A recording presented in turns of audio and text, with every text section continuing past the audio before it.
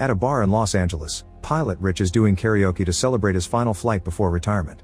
At the hotel, First Officer Ben gets a call from his wife, who is upset because he isn't going home as promised.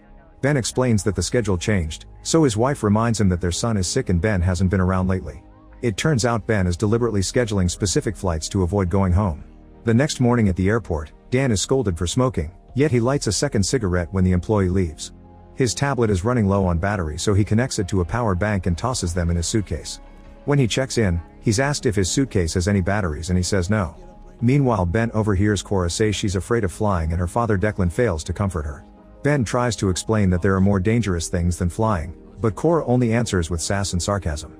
After Ben leaves, Cora's stepmother Jaya puts a tracker on her son Finn and sets up the tracking app on the phone with Finn's birthday as the password. At the gate, esports player Lily accidentally bumps into Hutch, a wrestler who keeps making fun of gamers. Hutch starts harassing Lily and only gets more excited when she calls him out. Team leader Sam comes to her defense, but before things can escalate, Hutch's coach drags him away. When Sam and Lily try to board the plane, Dan cuts in line. In the cockpit, Ben reads in the technical report that a fan isn't working well and says they shouldn't depart until it's fixed. Rich presses a button to reset that fan and decides they shall depart anyway. When Ben does extra checks on the flaps, Rich scolds him for overthinking. After the plane takes off, Rich says that he thought Ben wanted to punch him for his scolding. That's what got him kicked out of the Air Force and why he hasn't made it to captain despite his age, but at least they can joke about it. Sometime later the plane is shaken by some turbulence, but it only lasts a second. Matt keeps staring at flight attendant Zoe, but Becky tells him he has no chance because he's a 5 and Zoe is a 9. Meanwhile, Sam tells Lily that they almost lost their last game because of all her planning. They won in the end, but they need to work as a team. Lily also asks him why he's afraid of reading her letter, so Sam promises to do so when they land. Then Sam goes to the bathroom and stares at Lily's letter with mixed feelings. Later Declan tells Cora to be nicer to her new family, but she ignores him. When he and Jaya start kissing, Cora makes gagging noises. Then the couple goes to the bathroom together to get naughty. When Finn's tablet runs out of battery, he looks for his mother, so Cora tells him that they're in the pool at the end of the plane. Finn goes looking for them only to get lost. Matt notices this and invites Finn to sit with him to show him a game. After a few minutes, Cora feels alone and goes to knock on the bathroom door. In the cargo hold, Dan's power bank starts to heat up and soon it catches on fire, which quickly spreads to other bags in the container. An alarm rings in the cockpit, so Ben activates the fire suppression system, but it isn't working well. Then he calls traffic control and gets permission to land at the nearest airport. 2 crew members enter the cargo hold and try to put out the fire, but their extinguishers aren't enough and the flames grow. When the plane suddenly shakes and tilts, the container rolls down and crashes into some gas tanks. A small explosion fills the room with fire and causes a tank to be shot through the wall, breaking the pressure. As the plane starts falling at great speed, a tank bursts through the floor into the cabin and bounces all over the plane, killing a passenger by hitting him in the head. The shaking causes Jaya and Declan to slam their heads on the bathroom mirror. The cabin loses pressure too and objects start flying, hurting several people. Cora is almost blown out of the plane, but Lily catches her just in time. Everyone puts on the oxygen masks except for Declan and Jaya, who are unconscious. After some effort and several minutes of turbulence, Rich manages to stabilize the plane by staying at a safe altitude. He then informs the passengers about the fire and asks them to stay calm while they divert to the Guam airport. Sam comes out of the bathroom and tries to return to Lily, but Zoe makes him take a random seat because it's too dangerous to move around. While she's distracted, Dan sneaks to the bathroom to smoke. Cora wants to go looking for her parents, however Lily forces her to stay. Suddenly the container in the cargo hold is sucked out of the plane through the hole left by the explosion and it hits an engine, setting it on fire. While everyone panics, Zoe sends Dan back to his seat. Soon the burning engine is blown away and makes a hole in the cabin wall, so many passengers are blown away too with their seats. In the cockpit, Ben notices that they've lost half of the system instruments. He calls air traffic again to ask for a closer airport, but there's nothing in the area. As passengers struggle to hold on, Cora runs to look for her father but is caught by flight attendant Penny. The second engine is starting to catch on fire too, and the cockpit loses the rest of the instruments before the power shuts down. The pilots activate the ram air turbine, which acts as a backup source of power. However, this isn't enough for a relight or to dive for more speed, so they dump all the fuel. Then Rich tells the passengers to brace for impact, and the crowd begins to cry and pray. As the plane descends dangerously fast, Ben and Rich argue over what technique to use to land. When Ben points out the possibility of a cartwheel, Rich finally agrees to do it his way. Rich concentrates on the mission, using all his knowledge and experience to keep the plane under control. Thanks to Rich's effort, the plane successfully lands on the water. However, it keeps sliding and soon is hit by a coral reef. The plane is split into several parts and people get hurt or killed by the debris before a huge wave violently bursts into the cabin, flooding it and killing even more people. Seconds later, debris, flames, and bodies are floating on the ocean.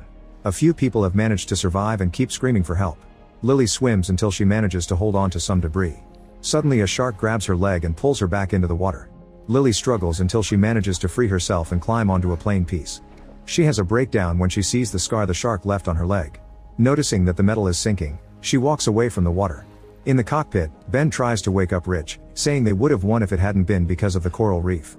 At that moment the windows begin to crack. Penny tells Cora to wait and rushes to the cockpit to help Ben free Rich from his chair. When they pull, Rich wakes up to scream in pain because his leg is pinned by a piece of metal. Ben tries using an emergency axe to remove the metal to no avail and notices that Rich is bleeding too much. Rich accepts that this is the end, so he has a heartfelt goodbye with Penny and Ben before sending them away. After locking the door, Ben and Penny find a wounded flight attendant and free her from the seat. In the meantime, Rich holds a family picture and sings his favorite song until the windows breaks. The water kills him as soon as it comes in. Some of it also opens the door and makes the others fall. Ben bandages the unconscious attendant with his tie and tells Penny they must look for survivors. In the bathroom, Jaya wakes up and immediately awakens Declan too. He panics and opens the door, so water quickly floods the room. Meanwhile the plane's tail is upright and slowly flooding. Matt yells for help and the only one who answers is Zoe, who throws him a flashlight. While Matt frees Finn from the seatbelt, Zoe starts going down. The bodies keep startling her and she slips a few times but eventually she reaches the bottom. Matt and Zoe notice that Becky is only unconscious, so they yell at her until she wakes up.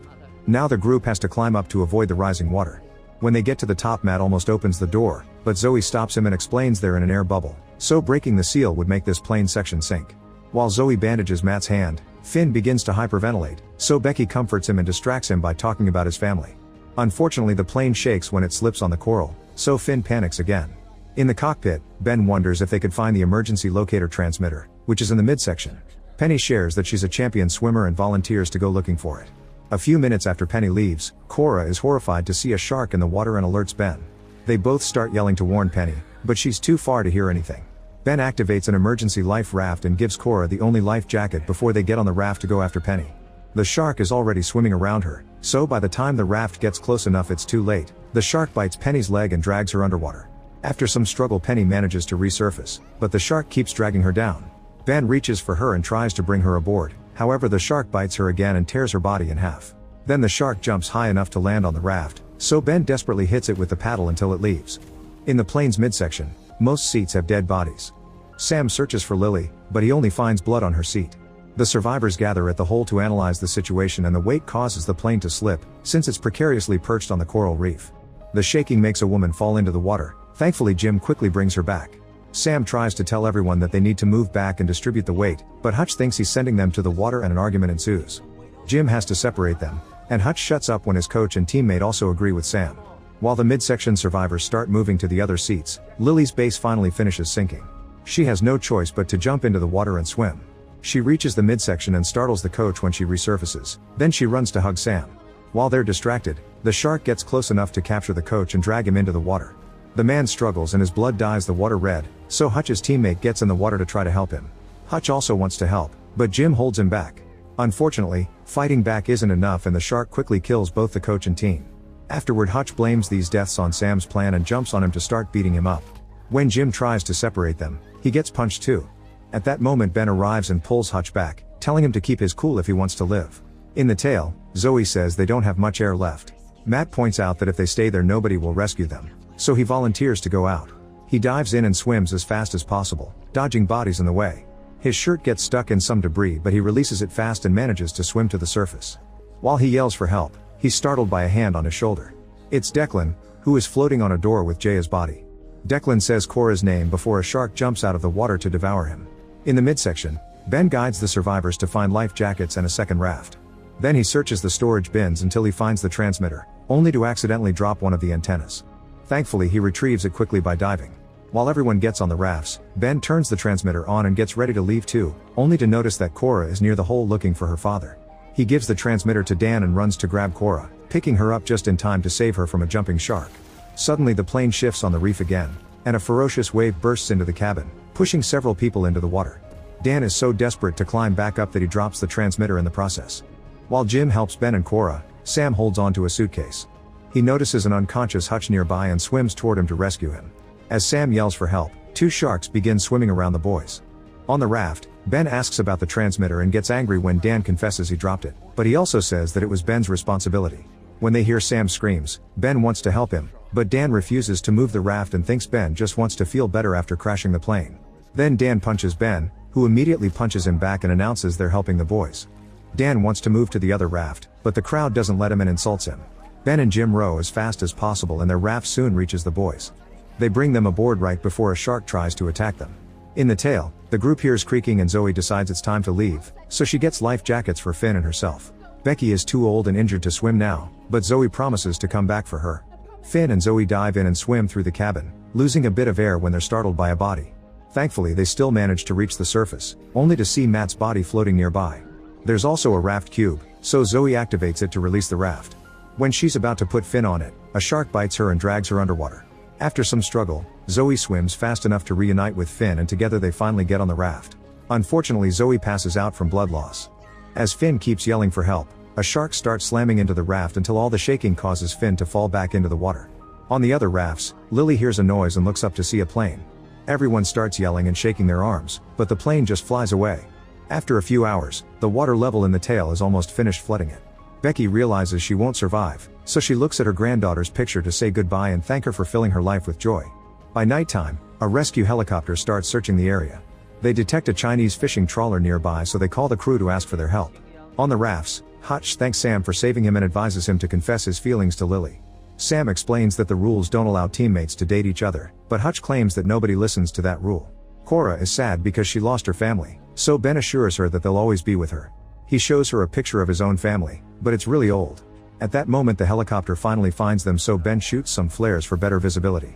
Then a diver starts descending, so the group tries to warn them about the sharks. Unfortunately the diver can't hear them and reaches the water, where she's immediately attacked. The helicopter tries to pull her out but can't do it until the shark lets go, so the diver comes out missing an arm and a leg. She's still so close to the water that the shark only needs a slight jump to capture her again. As the beast drags the diver underwater, the connecting rope pulls the helicopter too. The rope mechanism suddenly explodes and the chopper quickly crashes into the sea. The shockwave shakes the rafts and several people fall into the water as well.